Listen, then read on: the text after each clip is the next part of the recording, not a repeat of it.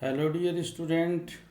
आज हम online class में बीए पार्ट प्रथम के प्रथम प्रश्न पत्र भौतिक भूगोल की बात करेंगे, यानी फिजिकल ज्योग्राफी की बात करेंगे। इसके अंतर्गत डियर स्टूडेंट हम प्लेट विवर्तनी की सिद्धांत की बात करेंगे। महाद्वीप और महासागरों की उत्पत्ति के संबंध में सिद्धांत है। जो प्लेट टेक्टोनिक थ्योरी है वो हैरी हेस महोदय के द्वारा प्रतिपादित है और 1960 में इसका प्रतिपादन किया गया। स्थलीय दृढ़ भूखंड को प्लेट कहा जाता है। इन प्लेटों के स्वभाव तथा प्रभाव से संबंधित अध्ययन को प्लेट विवर्तनिकी कहते हैं। प्लेट संकल्पना का प्रादुर्भाव दो तथ्यों के आधार पर हुआ डियर स्टूडेंट। एक था महाद्वीपीय प्रवाह की संकल्पना के आधार पर, दूसरा था सागरीय तली के प्रसार की संकल्पना के आधार पर। स्थल मंडल को आंतरिक रूप से दृढ़ प्लेट का बना हुआ डियर स्टूडेंट माना जाता है। अब तक 6 मुख्य प्लेटें और 20 गौण प्लेटों को स्वीकार किया गया dear student. Eurasian plate, Indian plate, अफ्रीकी प्लेट, अमेरिकी प्लेट, पैसिफिक प्लेट और एंटार्क्टिका प्लेट। इन प्लेटों को मुख्य रूप से माना गया है। लघु प्लेटें बड़ी प्लेटों से स्वतंत्र होकर गतिशील हो सकती हैं डियर स्टूडेंट। इसमें इन प्लेटों के किनारे ही सर्वाधिक डियर स्टूडेंट महत्वपूर्ण है, क्योंकि इन्हीं किनारों के सारे ही भूकंपीय, ज्वालामुखी तथा विवर्तनिकी घटनाएं घटित होती हैं, जिनके आधार पर हम अध्ययन करते हैं। अतः प्लेटों के इन्हीं किनारों का अध्ययन महत्वपूर्ण है। सामान्य रूप में प्लेटों के किनारों को डियर स्टूडेंट 3 भागों में विभाजित किया गया है। एक है अपसारी अथवा रचनात्मक किनारा है। जब दो प्लेटें विपरीत दिशा में अपसरित होती हैं तो अपसारित या रचनात्मक किनारे कहलाते हैं। इसे फैलता किनारा भी कहते हैं। यहाँ नया स्थलमंडल बनता है। यह समुद्र तल के फैलाव का स्थल है। चढ़ती सवैनी धाराओं के परिणाम स्वरूप अपसारी सीमा के सहारे दो प्लेटें विपरीत दिशा में क्रियाशील रहती हैं। तनाव के कारण स्थलमंडल का कोई हिस्सा कमजोर क्षेत्र से डियर स्टूडेंट अलग पड़ जाता है और बीच में लंबी दरार घाटी बन जाती है।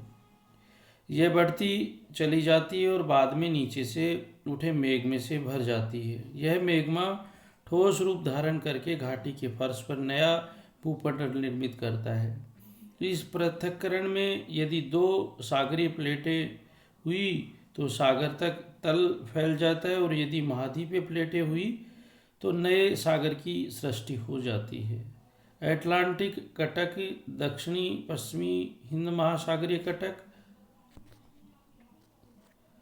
और चार्ल्स वर्थ कटक अपसरण की महत्वपूर्ण सीमाएं हैं, जिनके सारे ऐसी घटनाएं घटित होती हैं। इस प्रकार अपसारी किनारे महासागरीय श्रेणियों के समीप देखा जा सकता है।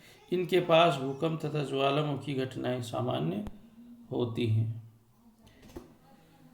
दूसरी है अभिसारी अथवा विनाशात्मक किनारा। जबकि 2 प्लेटें एक दूसरे की ओर बढ़ती हैं और इन किनारों का पदार्थ मेंटल में नीचे जाने से इसका ह्रास होता है। अभिसारी किनारों के बनने में 3 प्रकार की गतिविधियां डियर स्टूडेंट होती हैं।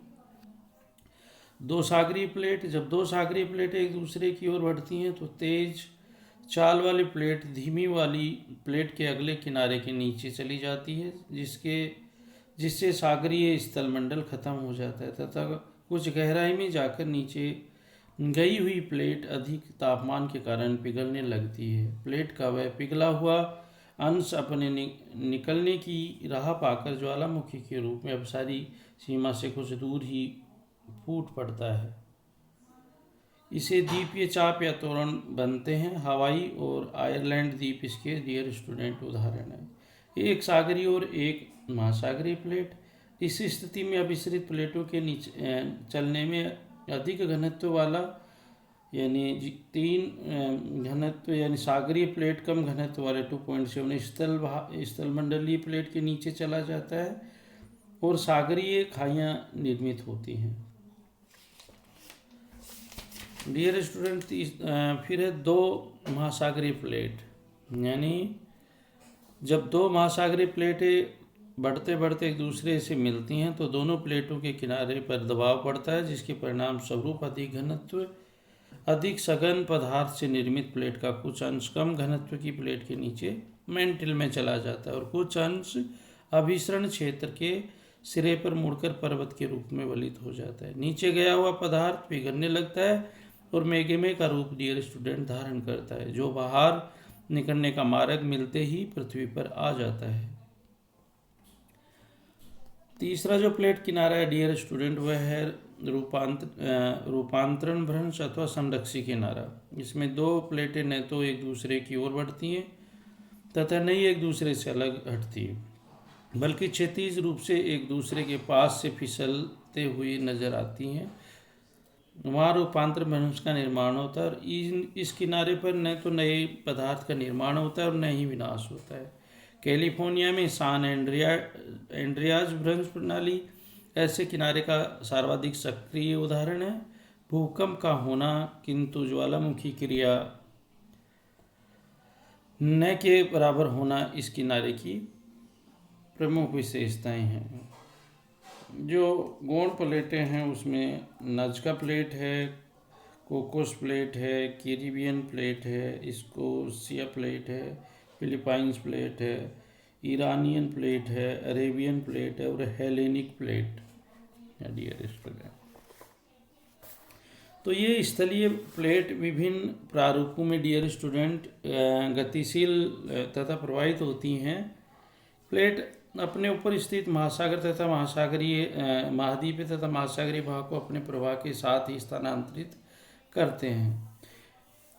हैस के अनुसार महाद्वीप तथा महासागर की विभिन्न प्लेटों के ऊपर टिके हैं। जब ये प्लेटें प्रवाहित होती हैं तो उनके साथ महाद्वीप तथा महासागरीय तली भी विस्थापित हो जाती है। कार्बोनिफेरस युग में पेंजिया की विभिन्न प्लेटों के स्थानांतरण तथा प्रवाह के कारण ही वर्तमान महाद्वीप और महासागरों की डियर स्टूडेंट उत्पत्ति हुई। इसके प्रारूप में भविष्य में भी परिवर्तन हो सकता है, क्योंकि इन प्लेटों के प्रवाह अब भी डियर स्टूडेंट जारी हैं। तो इन प्लेटों के ऊपर महासागर और महाद्वीप टिके हुए हैं डियर स्टूडेंट।